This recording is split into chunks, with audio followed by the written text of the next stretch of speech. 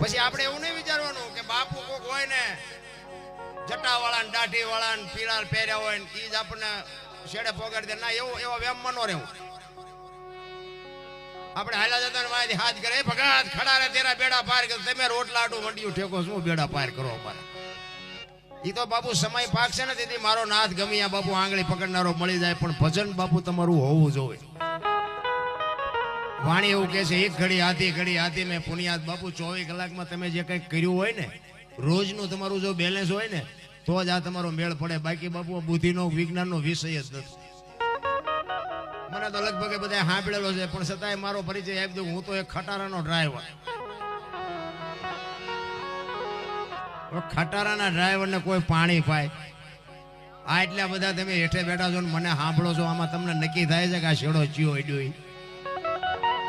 ભજન એમને સમજાય એવી વાત જ નથી. રા ખટારાનો ડ્રાઈવર એટલે 19મી કોમ કહેવાય. કોઈ પાણી ન પાય. અને એ બધા રાજ્ય જોઈ આવ્યો આડો. આ અમારા ભગુભાઈ કહેતા હતા કે ગાડી લીધી છે. મેં કહું કમાઈ જવાના. એ કઈ રાજ્ય આપણું જોયા વગરનું બાકી નથી. પણ મારો દેહ નથી મેં વટલાયો. કોઈ એમ કે દરબારે દારૂ પીધો તો પરમાટી ખાધી તેથી 5 લાખની શરત મારીને આવજો. માતાજીની સાક્ષી કહું છું. એમ જીવનનો સિદ્ધાંત જોઈ, મારું કોળ કયું, મારું ખાનદાન કયું, મારા મા બાપ કોણ, આનો પાવર નો હોય મરી જવાય. જીવન છે ને મળ્યું છે રામ, મોજ કરી લ્યો. છોકરા કાજુ બદામની ઓગટ કરે, આપણને પારલે નથી ચડ્યું. શું ઘટે છે? વાહન, મકાન, રૂપિયા, લોટા હવામાં ઉડે, વગર દોડે વાતો થાય, હિલોળા કરે એવું છે. આમાં જીવતા નો આવડે તો આંટો થયો એવું નથી લાગતું?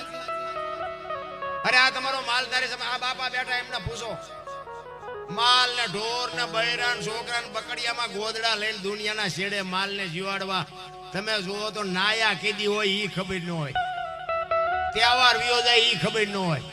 અત્યારે કે લાઈફ બોય વગર મને નાવા નથી પાવ. લાઈફ બોય ના દીકરા બાપાને પૂછતો ખરો જ્યાં હાબુ એ નાયા થાય.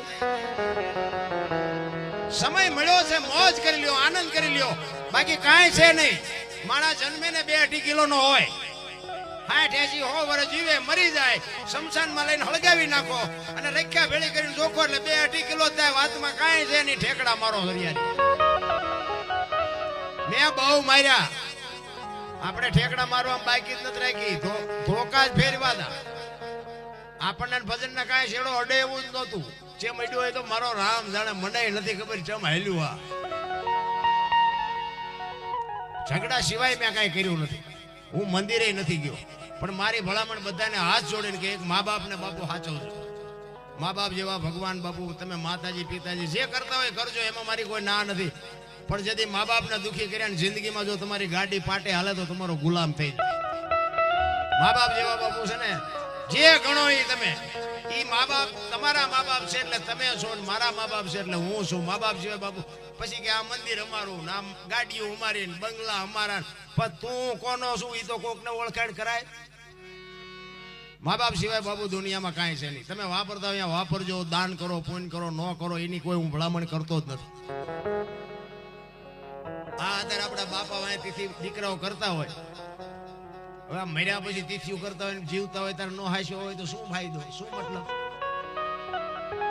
હું તો એમ કહું, જીવતા હોય તો જાળવી લેજો. બાકી કાંઈ છે નહીં. પછી રોતા નથી આવડવાનું. અને આપણી માથે વજન નથી. શું કામ? સાચો વજન માન બાપ માથે છે. એ તો વ્યાજાય તઈ ખબર પડે કે હવે વાંકા વળી ગયા, વજન તો બધો માથે આવ્યો. મા બાપ સિવાય કાંઈ છે જ નહીં. હું તો કુટુંબ પરિવારમાં એકતા રાખો, વ્યસનથી થોડાક આગાર્યો, મા બાપની સેવા કરો. બસ હું કોઈ દી કઈ કહેતો નથી ભજન કરવું હોય. અરે હું તો એમ કહું કે તમે કદાચ મા બાપની સેવા ન કરો ને તોય વાંધો નહીં, પણ તમારા હાટું થઈને તમારા મા બાપને બીજાની પાસે હાથ જોડવા જવું પડે એવો ધંધો ન કરતા કોઈ દી, તોય મારો નાથ રાજી થાય. મા બાપની બાપુ છે ને અંતરની વેદના હજી તમે હું સમજી જ નથી ક્યાં ભલામણ. આપણા ગરડા પાસે ખાવાનું નહોતું, સારા મકાન નહોતા, તોય કોઈએ ન કીધું મારા મા બાપ મને નથી ગમતા, આશ્રમમાં મૂકવા જવું. આ ભણેલા ગણેલા એ તમે જોવો તો ખરા દીવ અહીંયા નથી હમાતા. બોલો, આશ્રમમાં નથી હમાતા. પાછા એમ કે અહીંયા આપણે મૂકી આવી, અહીંયા પૈસા દઈ આવશું, આપણે આમ કરજો. એટલે પૈસાની જરૂર નથી, એને હૂંફની જરૂર છે, પ્રેમની જરૂર છે. માને ને બાપને બાપુ પગે લાગીને જાવ, જિંદગીમાં કોઈ દી કાંટો ન વાગે, આપણી ગેરંટી રાખે. 40 લાખની ગાડી લઈને નીકળે, વાયલી સીટમાં જોવો કૂતરો બેઠો,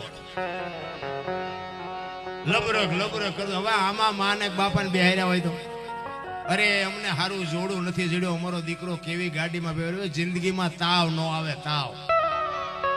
પછી કે શું અમને શું નડતું હોય છે, શું જાઓ ભૂવા પાસે જોઈ દે દાણા, શું નડતું હોય છે, તમે કર્યા તમને ન ખબર હોય શું નડે.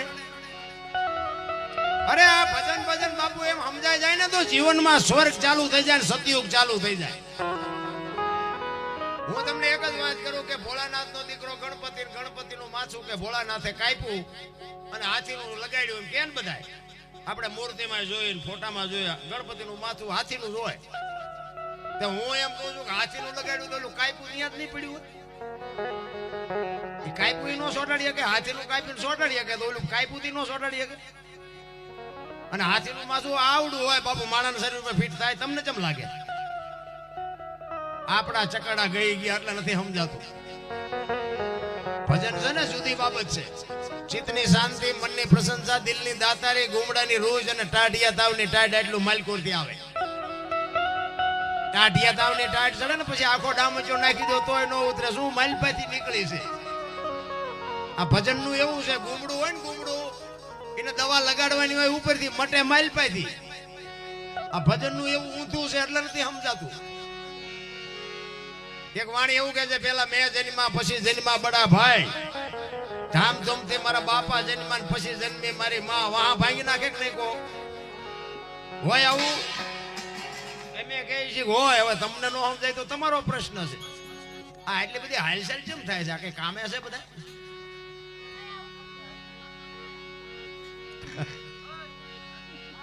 બે જાઓ ને હેઠા, બે જાઓ. તમે બધા અહીંયા ઉભા છો, અહીંયા આવી આવો, પાથરેલું જ છે. અમને આમ ચારેક ચારેક ઇંચ પણ નજર હોય જાય કે પાણાનું ઘા બા કરવા ઉભા છે. શું આમ બે જાઓ ને, આટલી બધી વ્યવસ્થા આવી, માતાજીની દયા છે. અનકુર વ્યાવો તો મજા આવે. આ બોલી હરફેર પછી બંધ જ નથી થતી. ચાલુ થયું તાર કે પ્રોગ્રામ 11 વાગે ચાલુ થયો તોય હજી હેઠા નથી ગયા. જોકે મારી ભાષા કોઈને નહીં ગમતી હોય, મારી ભાષા થોડી કડવી તો છે જ, પણ આની બધી મર્યાદા હોય. ભજન છે ને, ભજન અમારા ગુરુ મહારાજ હતા ને બાપુ, પગ લાંબો ન કરવા દે. ભજનમાં બેઠા હોય ને પગ લાંબો કરે ને તો એમ કે એ ટાંટિયો તારો સીધો રાખ. અમારો દરબાર હોય તો એમ કે ટાંટિયો રાખ, સીધો રાખ. ભજનની મર્યાદા હોય. ઠીક છે, હવે અમારે બધાને આનંદ કરવા હાટું તેને બધું વેઠવું પડે છે. એટલે ભજન મેં કીધું એમ બાપુ સમજાય એવી વસ્તુ નથી. એની માટે બાપુ સદગુરુ હોય ને, કારણ કે અમે ક્યાંક બહાર જઈએ ને એટલે ઘણા અમને એમ કે હાલો બાપુ અમારે ઘરે પગલા પાડવા, અમારે ઘરે પગલા પાડવા. અમે એમ કહે ભાઈ અમારા પગલા શું હોય, સાધુ સંતોના પગલા. ના ના કે બાપુ હાલો હાલો. એટલે આપણે એમ થાય હાલો ને રાજી થાય એમને અહીંયા જઈ આવી. પછી અહીંયા જઈ ચા પાણી પી પછી આવી ઘરે જઈ ને, ઘરે બૈરા શું કે બહાર ઉભા રહેજો પગલા પડશે, પોતા કર્યા છે. આપણે એમ થાય ઓલા પગલા પડાવવા મથે છે, અહીંયા મફત પાડીએ છીએ તો પાડવા નથી દેતા. પણ સ્વીકારી લેવાનું. મારો કહેવાનો મિનિંગ શું છે? ઓલા પગલા પડાવે છે ને એ સત્ય છે, ઓલા નથી પાડવા દેતા એ સત્ય છે. આ સ્વીકારવાની વાત છે. મારો કહેવાનો અર્થ એ છે, કારણ કે તમે અમને એક જ દી પગલા પાડવાના છો, ઓલા 360 થી રોટલા દેવાના છે, એમનું અમારે માનવું પડે. સત્ય છે એ સત્ય જ છે. એટલે જ મહાપુરુષો એટલા માટે કે છે, બેનો દીકરીઓ આટલી બધી સંખ્યામાં બેઠી ને, આ બાપુ આટલા બધા માણસો, આ તમે આયોજક કોણ છે, આટલા બધા બિહારી દો ને, આ બધા ઉભા છે, મજા નથી આવતી. નકર હું પછી બીજાનો રાઉન્ડ લેવડાવું. આ શું હળફેર છે ની સી નથી સમજાતું. કઈ લેવાનું, કઈ ખરીદી કરે, શું કરે છે?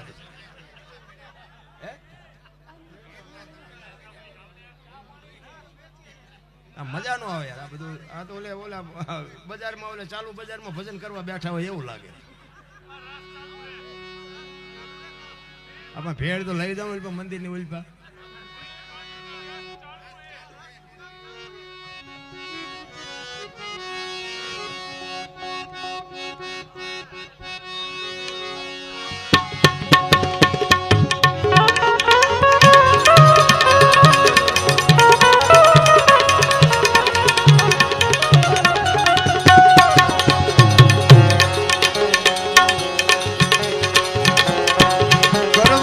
લાવી જને દેવે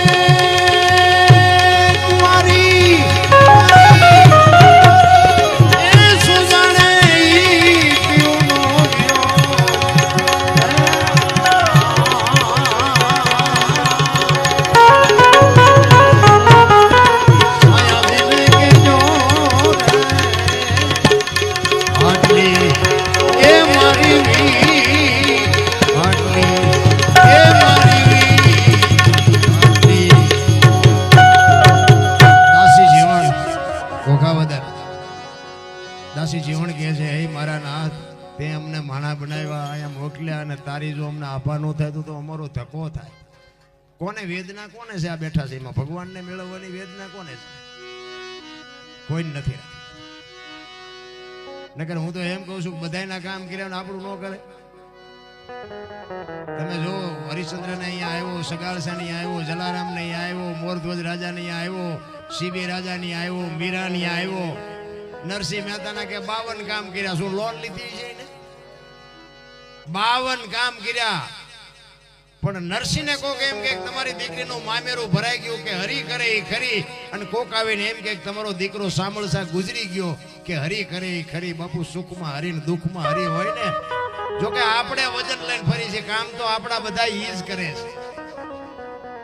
નથી ઘણા કહેતા મેં વાડી કરી, મેં ટ્રેક્ટર લીધું, મેં મકાન બનાવ્યા હતા, જાતર લેતો જાય ને બીજા વાપરશે. અરે કાંઈ છે નહીં રામ, હળવા ફૂલ થઈ જવાની જરૂર. દિલ્હીનો સિકંદર 500 રસાલાનો ઘોડાનો રસાલો લઈ અને આમ બજારમાં નીકળ્યો ને, દિલ્હીની બજારમાં 500 ઘોડાનો રસાલો લઈને બાપુ પોણા ભાગનો હિન્દુસ્તાન જેના હાથમાં હોય, અને આમ નીકળ્યો.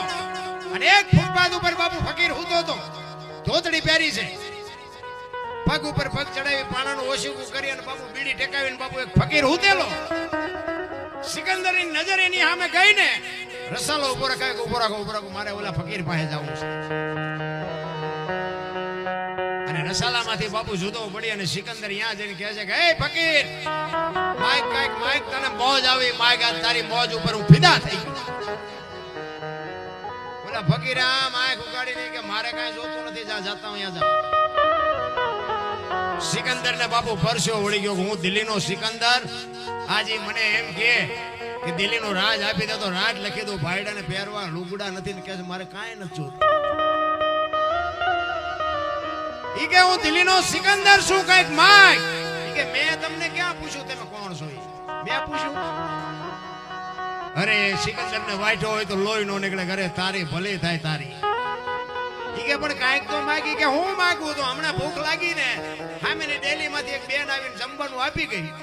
એક ભાઈ નીકળ્યો, બીડી આપી, બીડી ટેકાયો, હાજે કોઈ બીજી બેન નહીં ખાવા દે.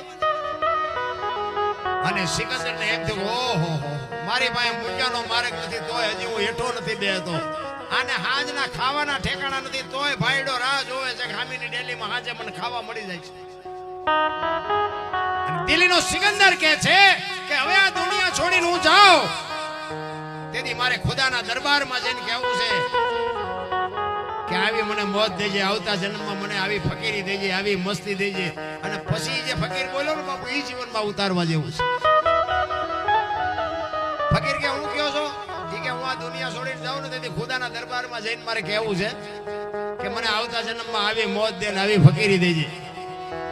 ફકીર કે તમે મરો જેદી, જાઓ જેદી, ખુદાને હેરાન કરવા એના કરતા આઈન પર કૂતરો બેઠો છે, આઈન પર તમે જમાવો, રસાલાને જવા જો ને અત્યારે મોત ચાલુ થઈ જાય. લ્યો આ પતે એવું છે આપણે. રાવણ શું લઈ ગયો, કરણ શું ખોઈ ગયો, પૈસા તો હાથનો મેલ છે, લાવો એક બીડી તા ઉખાડીને એક જોડી લઈ આવો ને.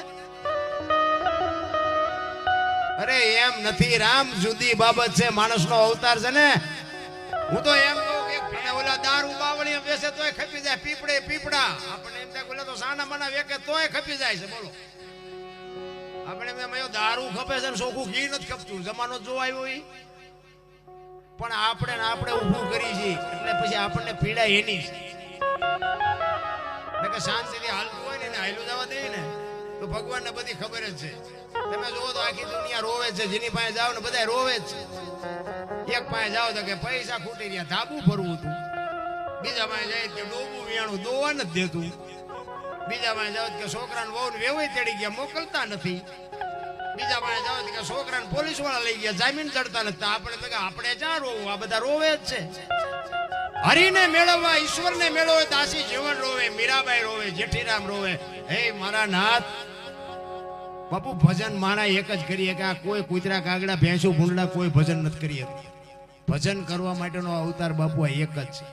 પણ આપણે જે એવા માલકોરથી ફણગા ફોડી અને એવા જે આપણે ઊભા કરી છે ને, ઈ જ આપણને નડે. એક ગામ છે ને, ગામમાં એક બનેલો દાખલો તમને કહું. એક પતિ પત્ની રહેતા હતા ને, ઈ પતિ પત્ની રહેતા હતા ને, આ જો આપણે ઘરમાંથી જે આપણે વંટોળિયા ઉભા કરી છે ને એની વાત છે. એટલે ભાઈ છે ને ખેતીનું કામ કરતો હતો, બેન ઘરનું કામ કરતા હતા. બે મને આમ રાગ આરો હતો, ગાડું વ્યવસ્થિત એટલે બનેલી એક હોય ગામની ને એ બે ના નામ ની નાચ ની બધી મને ખબર છે, પણ આ બોલાય નહીં. આ લાઈવ છે ને ખરાબ દેખ. ઈ ભાઈ ખેતીનું કામ કરતા હતા અને બેન ઘરનું કામ કરતા હતા. એટલે બેન રસોઈ બનાવતા હતા ને, એમાં પાપડનું પડીકું એક હતું ઘરમાં. એટલે બેન ને આડું આવતું હોય છે, એટલે બેને વિચાર્યું કે લેને પાપડ શેકી નાખું, હું ખાઈશ ને મારો ઘરવાળો ખાય છે. એ પાપડ શેક્યા અને ઘરવાળો આવ્યો વાડીએથી, પછી હાથ પગ ધોઈને જમવા બેઠો. બેને બધું આપ્યું જમવા, થાળીમાં પાપડ મૂક્યા. હવે ઓલો સાનો માનો ખાઈ લે તો વાંધો નહીં, પણ એને જ ઊભું કર્યું. ઈ કે આ પાપડ ભાંગી દે, એની વહુ કે. એની વહુએ કીધું કે પાપડ તમે એક નથી ભાંગી શકતા. ઈ કે હું તારો ધણી છું, તું મારી વહુ છું, હું કહું તારે કરવું પડે. ઈ કે મેં ક્યાં ના પાડી, હું તમારી વહુ છું એ મેં ના પાડી, પણ એક પાપડ નો ભાંગી શકો. ઈ કે મેં તને કીધું ને કે પાપડ ભાંગી દે. હવે હતા ને વહુ બાપુ મેળ પડે, મેળ હોય ભાંગી દે ને નો હોય ભાંગી દે. બોલો જાણ કે પાપડ ભાંગી દે ને બેન કે નથી ભાંગી દેવો. બાપુ બે નો વાદ આવ્યો, પાપડ નો ભાંગ્યા, ઘર ભાંગી ગયું. એ રખડે બે. આ બનેલી હકીકત હો, તમને કહું. આ પાકો તમારે કરવો સવારે પણ ભેગા થાય જો, તમને પાકો કરાવી દે. હવે આ ઘરમાંથી ઊભું ન કર્યું કહેવાય. હવે અત્યારે કહે છે કે સમાધાન કરાવો ને, હવે તમારાથી પાપડ નો ભાંગે બૈરા રે. હું તો બેનું ને આ બેનું છે ને, બેનું બાપુ ખરેખર સમર્પણની મૂર્તિઓ છે. બેનું ના હું કોઈ વખાણ કરવા આવ્યો નથી, હા, પણ જ્યાં ધર્મ ધ્રુજો પુરુષ નથી પૂગ્યો ને બાપુ, એ દેશની આબરૂ દીકરીઓએ રાખી. હું તો આ દીકરીઓને ખાસ કહું કે તમે શક્તિનો અવતાર છો, પણ તમે ફેશન માપે માપે કરજો. આ ફેશનમાં જે દી પૂછ્યો છે ને એ થોડીક માથાકૂટ છે, પણ વાપરો, ખાવ પીવો, મારા પૈસા નથી, પણ દેહના પ્રદર્શન ન કરાય. બસ મને એટલી ખબર પડે. આ રામાયણ છે ને, રામાયણ એક સીતાજી લક્ષ્મણ રેખા ઓળંગી જાય એનું હરણ થાય. આ આપણને એક માર્ગ બતાવ્યો છે. સીતાજીમાં શક્તિ નહોતી એવી વાત નથી, પણ જે લક્ષ્મણ રેખા ટપી જાય ને એનું હરણ જ થાય. જે માણસ મર્યાદા મૂકી જાય એના પછી બાપ હોય, દીકરો હોય, વહુ હોય, મા હોય, પત્ની હોય, ગમે એ હોય, એ લક્ષ્મણ રેખા જે ટપી ગયા એનું હરણ જ થયું છે આ દુનિયામાં. રાવણ મરી ગયા એમ માનો હતા, ગામો ગામ છે. કહેવાનો મારો અર્થ એ છે કે જો મારા મા બાપ કોણ, મારું ગોળ ગયો બાપુ, આની ખુમારી તો કઈક જોવે. પછી સમાજ કોઈ બી હોય, સમાજની કોઈ વાત જ નથી કે આ સમાજ ઊંચો ના નીચો, એમાં હું કઈ ઉતરવા માંગતો જ નથી. પણ જો વાણીમાં બાપુ દાસી જીવન કહે છે કે મારા નાથ મારી વેદના કેવી છે, જો બાપુ વાણીમાં જે શબ્દો છે ને એમાં તમે ઉતરો ને તો તમને મજા આવે. કારણ કે અમે આ બોલીને રાગડા તાણીને તમને મગજમાં ન બે ને તોય મજા ન આવે. દાસી જીવન ઈશ્વરને કહે છે કે 18 વર્ષની દીકરી હોય, બાપે જ્યાં સુધી લગ્ન ન કર્યા હોય ત્યાં સુધી એને પીયુની વેદનાની ખબર ન હોય. અને એક વખત એ બાપ જ્યારે દીકરીના લગ્ન કરે, પોતાના સાસરિયામાં જાય અને ત્યાંથી બાપના ઘરે જે આંટો દેવા આવે અને 8 દી કે 10 દીનો વાયદો કર્યો હોય અને 10 દી પૂરા થઈને 11મો સૂરજ નારાયણ ઉગે અને પછી જે પીયુને મળવાની વેદના હોય ને દીકરીને, એવી દાસી જીવન કે ઈશ્વર મને તને મેળવવાની વેદના છે. જો બાબુ શબ્દ ઉપર ધ્યાન આપજો. એવી મને વેદના છે, એવી વેદના મને તમને હોય તો ઈ તો બાપુ તૈયાર જ બેઠો છે રાહ જોઈને. એને કાંઈ હાથિયું ખોદવાની નથી, આપણે હાટું જ બેઠો છે, પણ આપણે બોલાવી તો આવે ને. એટલે દાસી જીવન બાપુ એની વેદનામાં કહે છે, શું કહે છે?